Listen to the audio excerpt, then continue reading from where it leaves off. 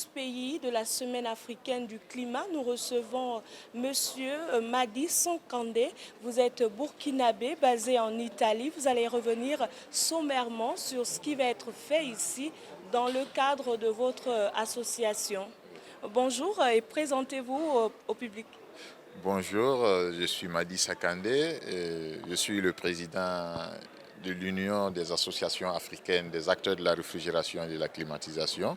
Aujourd'hui, c'est une grande journée pour toute l'Afrique puisque c'est la journée pour célébrer le climat, c'est-à-dire travailler pour protéger justement cet environnement. Et nous, en tant qu'acteurs du froid, qui jouent un très grand rôle pour le développement qui pourra jouer un très grand rôle pour le développement socio-économique du continent et qui bien sûr aussi a un lien avec le climat parce que qui parle du climat parle de variation des températures.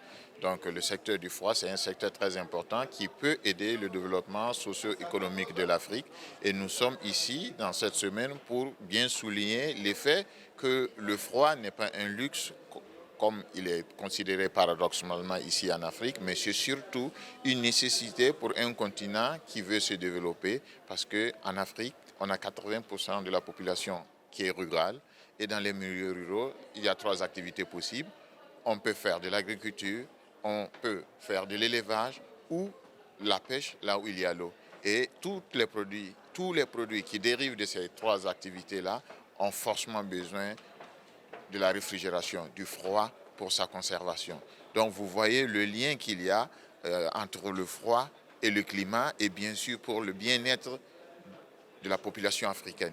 Parce que sans le froid, on ne peut pas atteindre l'autosuffisance alimentaire. Parce qu'à travers le froid, nous pouvons conserver nos productions et en conservant nos productions, nous pouvons avoir à manger suffisamment, nous pouvons générer la valeur ajoutée, c'est-à-dire créer des emplois pour nos jeunes et bien sûr donner même un sens à l'activité des 80% de nos populations. Est-ce qu'il n'y a pas le risque de retomber sur le problème de l'empreinte carbone? Justement parce que le froid, il est écologique. Le froid évite même d'ailleurs la pollution. Parce que nous sommes en Afrique et grâce à Dieu, nous sommes l'unique continent au monde divisé en 2 par l'équateur. Là, ça veut dire qu'on a le soleil à gogo. Et nous pouvons travailler bien sûr avec des systèmes de réfrigération photovoltaïque qui existent. Je souligne en passant que moi-même je suis entrepreneur, ingénieur concepteur. Et dans mon entreprise qui s'appelle New Cold System en Italie, j'ai conçu des chambres froides qui peuvent fonctionner avec l'énergie photovoltaïque. Donc la question de l'énergie ou d'empreinte carbone devient nulle puisque nous pouvons avoir des chambres froides ou des appareils de froid mis dans les milieux ruraux où on a juste quelques panneaux photovoltaïques et l'espace on en a et produire la quantité d'électricité propre qu'on a besoin puisqu'on parle d'énergie renouvelable propre qu'on a besoin pour conserver nos productions. Ça, c'est une opportunité pour l'Afrique de penser réellement à son développement. L'aspect du climat, le froid est central. Nous avons vécu et nous sommes en train de vivre la pandémie du Covid-19. Nous avons encore appris à quel point le froid est important parce qu'à un certain moment, on ne pouvait plus voyager, on ne pouvait plus transporter quelque chose et les aliments, quand même, il fallait les avoir. Le vaccin commence à se conserver. Il fallait toujours le froid. Donc c'est pour vous dire que le froid, il est central, il n'est pas un luxe. Il va falloir qu'au niveau africain, nous puissions revoir les politiques de développement en mettant le secteur du froid comme une priorité absolue. Parce que malheureusement, je dis bien malheureusement, dans l'agenda 2063 de l'Union africaine, il n'y a même pas écrit le mot froid ou réfrigération par erreur dans les textes dans la commission énergie, tout simplement parce qu'on ignore. Et nous, justement, en tant qu'acteurs du secteur, nous sommes là parce que c'est notre devoir de signaler, et bien sûr à travers vous, les médias, que j'espère continuer à avoir, nous espérons continuer à avoir votre soutien dans la communication, justement pour arriver à résoudre le problème du sous-développement en Afrique et bien sûr du climat dont on parle.